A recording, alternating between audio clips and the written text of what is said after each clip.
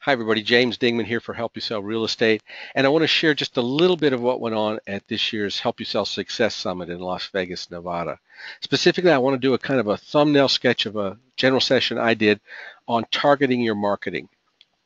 This was kind of unusual for me. Usually when I speak at this Success Summit, it's to talk about how great the Help You Sell system is and how we're the wave of the future and so on. And that's not what we did this year. This was a very practical session, and I think there's a lot of really good lessons in it for all of us. So with that, let's get started. The name of the session was called Focus Your Marketing.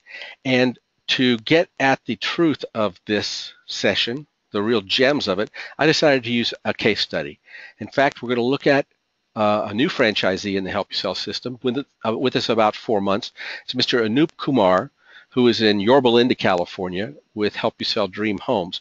Anup's brand new, starting from scratch in this marketplace. Again, with us about 4 months. I found in his marketplace, as we looked at it, a lot of interesting nuances that I think are applicable across the board. So I wanted to share those. First off, let's talk about Yorba Linda, where it is. You can see it's not far from Anaheim, Disneyland, and so on, Orange County, Santa Ana, Tustin. Specifically, it's about 37 miles to Los Angeles, 113 to Mexico, and about 33 miles to Newport Beach. Fine Southern California neighborhood. Specifically on demographic side, you can see that there's about 22,000 households here in Yorba Linda, which makes it a very viable marketplace, I would think. Turnover rates 4.39%. Now, for some of you old-timers, that may seem a little low. It's really not. Turnover rates across the country have come down in the last 7 or 8 years for a good reason. People aren't moving as frequently as they used to. You know, back before the real estate collapse, we were moving every 5 or 6 years. Today, it's more like every 8 to 10 years. So turnover rates are down. Today, we consider anything in excess of 4% to be okay. And if you can get close to or beyond 5%, that's golden. So 4.39 is a reasonable turnover rate. Let's look at a budget for Anup's office. And this is a hypothetical budget. This is not what Anup is spending. This is what I noodled out. It's kind of like the budget you would create if you were sitting down with a napkin thinking about opening a business. I allocated some money for rent, $2,500. You can see utilities and insurance in there.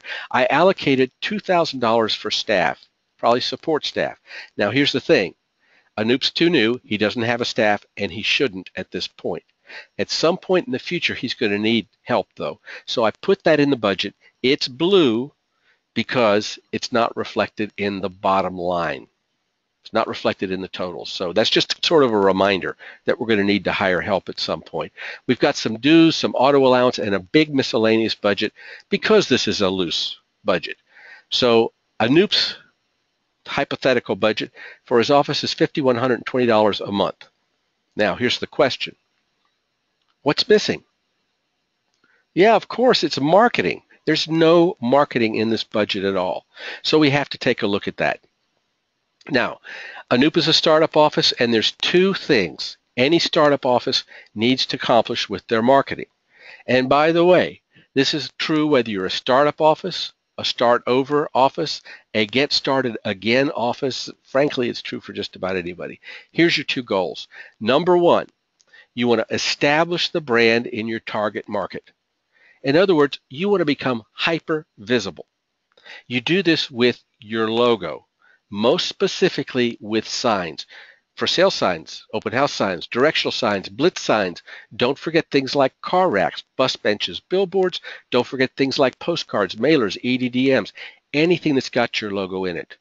Your goal is to have your logo in the faces of everybody in your target market virtually every day of their lives. That's establishing the brand. The second thing, the second goal, is to focus on the three most productive means of producing business now. These are quick items that you do to get business today. The first one, obviously, is CIs, staying in touch with your CIs. Number two is your for sale by owners, and in that, I include expireds, sort of the same category. In your target market, you want to be hitting those. And then finally, arounds. Now, let's stop for a second. What's an around? No, it's not a just listed, just sold, card that goes around your listing. No, no, that's a brag. An around goes around somebody else's listing. If Coldwell Banker has the audacity to put a for sale sign up in your target market, you're going to go around that listing with postcards to the immediate neighborhood. The reason is just good science. We know that when one for sale sign goes up in a neighborhood, usually within 10 days to 2 weeks, there's gonna be another. The for sale sign triggers people to think, and they become open to your real estate message. So you want to be in their mailbox with a generic help you sell card that has a testimonial, sold and saved and so forth on it, so they get your message at a time when they're open, and you get a shot at that second listing. Around someone else's listing. Okay, let's look at a budget of what I believe it would take to truly take over a 20,000 household marketplace like Yorba Linda. We're going to split it up into two major categories. First, we're going to be establishing the brand, and we're going to do things like EDDMs, just listed, just sold. Starting at the top, you can see the EDDMs. We're not going to go out every single month, but we're going to go 8 times a year. That's roughly every 6 weeks. It's expensive when you factor in the printing and the postage. Just listed, just sold around our own listings, we're going to assume we'll get about 30, and there's 2 events there, a listing and a sale. 100 cards each. You can see it's a small expense. Door hangers, going to need a lot of them. 5,000 for this marketplace, not much money. I also think it's wise to run some Google AdWords and Facebook ads every month for that first year and probably beyond. We're going to budget not a lot of money, $250 a month for each. So we've got a total of about $6,000 a year there in Facebook and AdWords. We're going to need signs. And this is a healthy budget for signs because this is the principal way in which you impact that marketplace. There's brags in here, directionals, open house, for sale signs, and so on. And this is an expense going forward that's not going to disappear. Because if you're successful, you're going to need more, and you're going to have to replenish those that become too rough to use. So there's a $4,000 allowance for signs. We've included a car wrap and office signage, good sign on the office there. Again in blue, because these are initial marketing expenses. I won't reflect them in the total, but I want to make sure we understand we're going to spend some money there too. The second thing that we want to do with our budget is to focus on those 3 high probability items, CIs. Now, assuming Anoop's got 250 people in his CIs, that's a good start. He's going to get them in the CI program through Excel. To mail to 250 people in that program costs $110 every time you do it. So the program happens 8 times a year. You're just under $1,000. We're going to allot about $100 a month for materials to work with our for sale by owners and expireds, and we're going to do the arounds. Now, in that 20,000 household marketplace, there were about 800 sales last year. Let's assume that means 800 listings. We're going to send 50 cards around each one. You can see it's expensive. Next to the EDDM, that's the most expensive thing we've got, almost $15,000. So here's a marketing budget for Yorba Linda, California.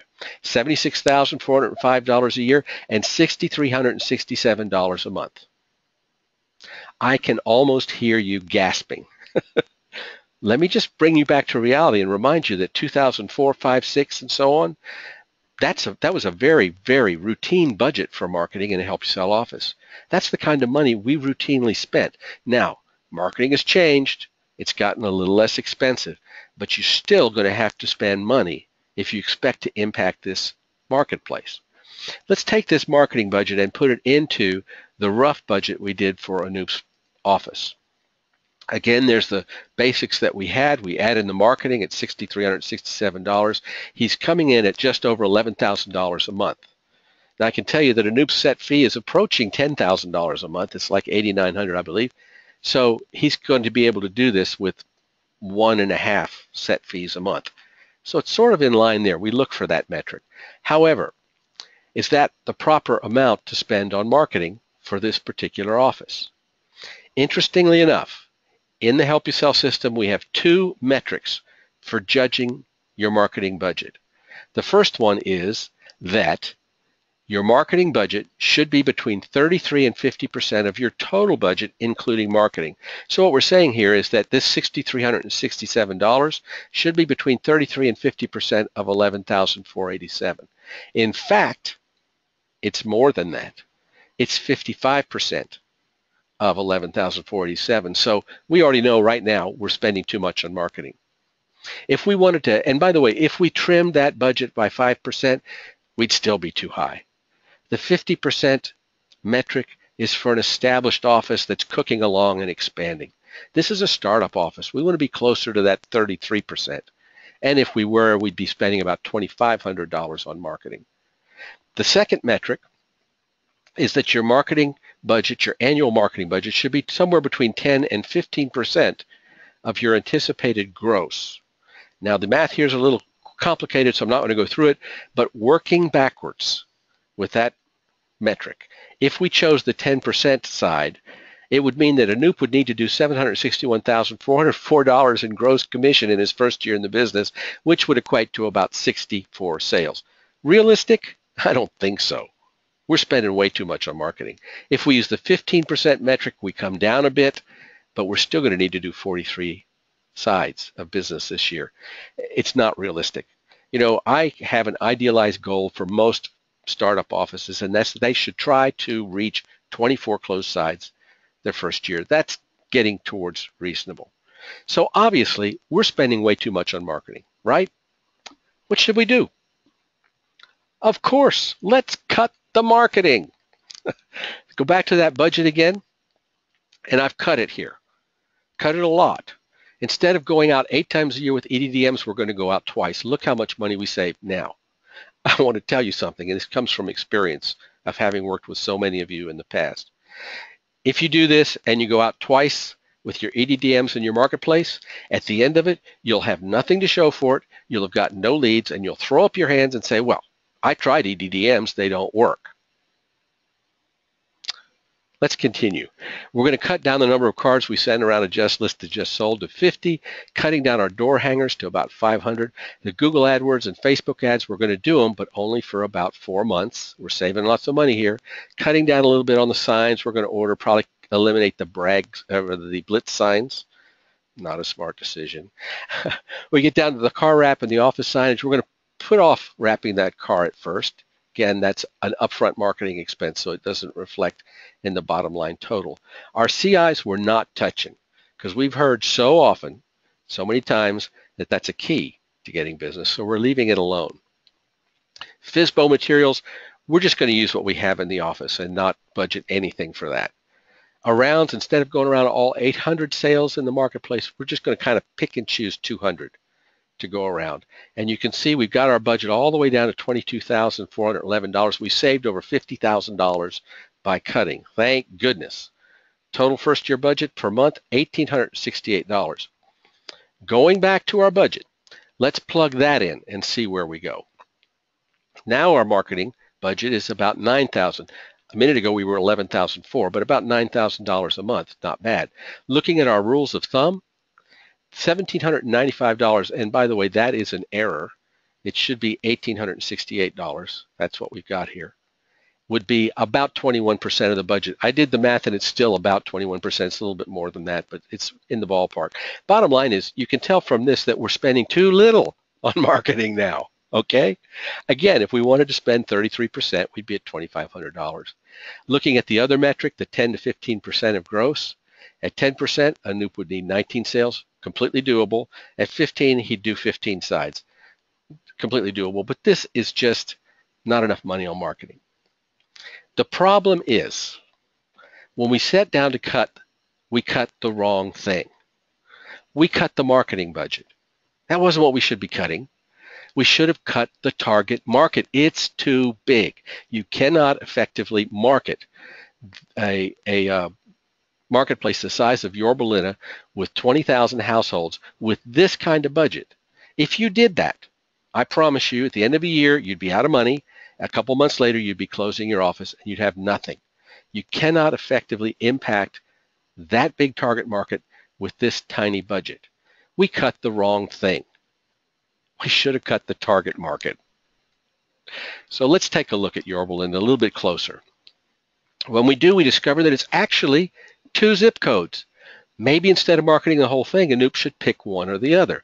Let's look at that. The first zip code, 92886, is the larger of the two. There's about 13,000 households, and you can see we have a turnover rate of about 4.65%. Look at the prices. Average sale price 758. This is an affluent zip code. Let's look at the other zip, 92887. It's a little bit smaller, about half the size of the other one, has a lower turnover rate and a slightly higher average sale price. So really, either of these might make a better target market than the entire city of Yorba Linda. However, here's the truth, and it's true for these zip codes, for your zip codes, for every zip code. There are neighborhoods within your target zip code you don't want to spend money in. For example, somewhere in this neighborhood, in this zip code, there's an area that's mostly apartments. You don't want to spend money marketing to apartments. What, you don't believe me? Listen, if you're a Help You Sell broker, you don't market for buyers. You market for sellers. You market for listings because listings produce buyer leads. Yes, Help You Sell is all about the buyer. But how we get the buyer is not by marketing for the buyer, but by marketing for listings. And the listings and the signs bring the buyers to us.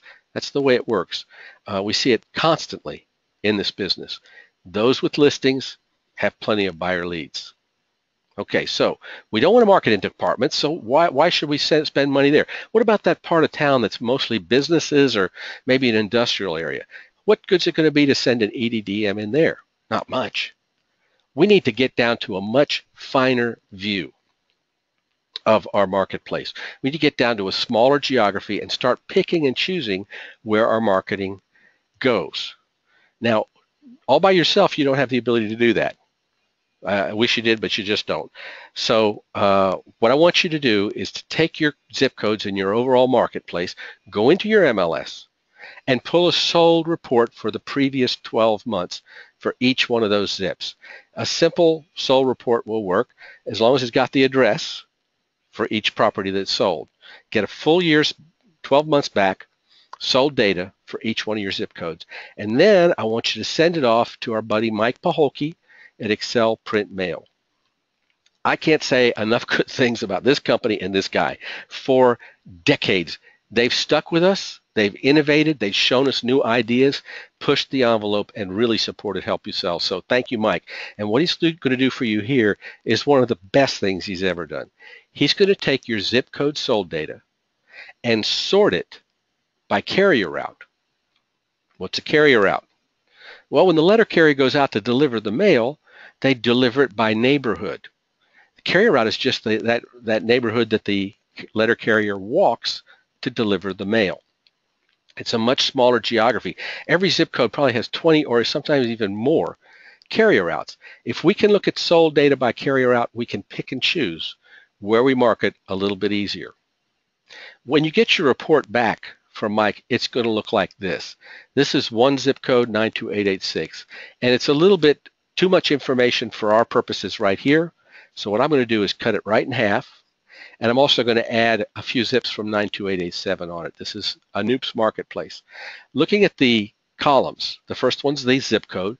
CRRT is carrier route. That's how the post office numbers them. Sales is the number of sales that occurred within that carrier route in the previous 12 months, based on the information you sent Mike. We split between single-family homes and multifamily homes, and then there's a route total. I need to caution you about multifamily. The post office looks at multifamily different than you and I do. They think that if a property has its own street number, that it's single family. If it has a unit number, it's multifamily. So if you have a condo that is 123 Elm Street, they're going to call it single family. If, however, the condo is 123 Elm Street Unit 2, they'll call that multifamily.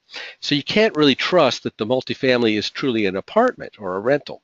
You really need to know where that carrier route is and what's in it to know whether this is marketable or not.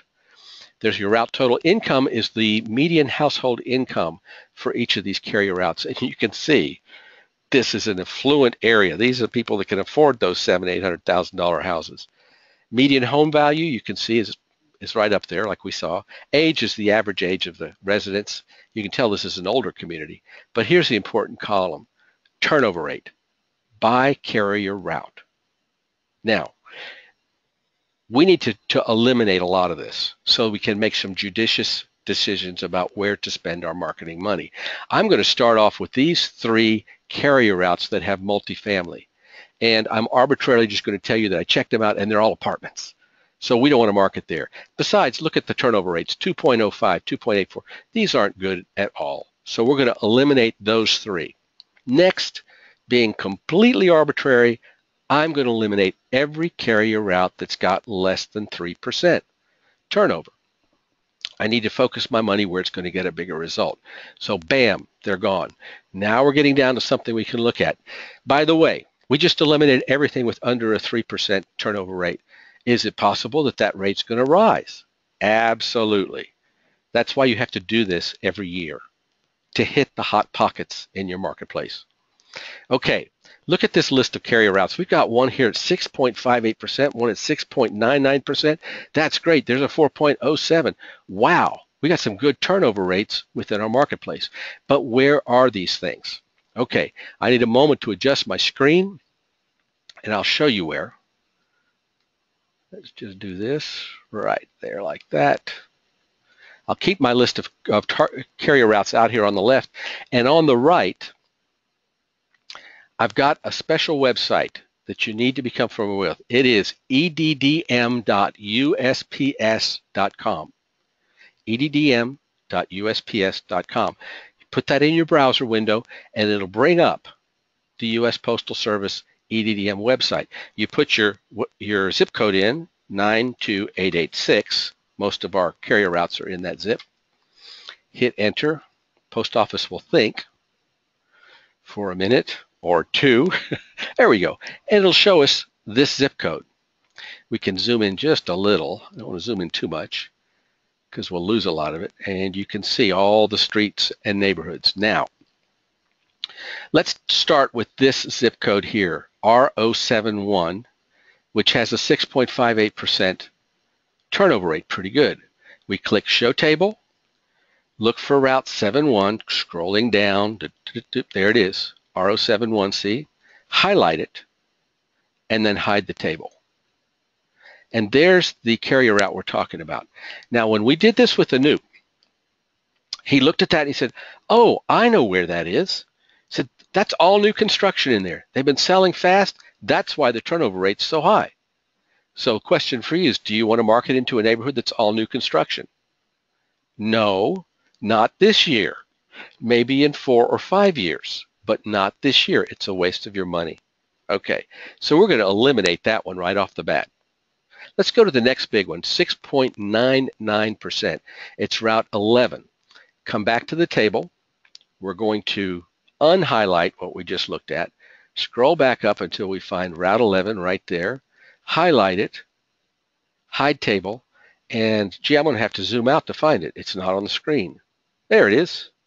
So now we're looking at this little neighborhood way down here in the corner of our zip code.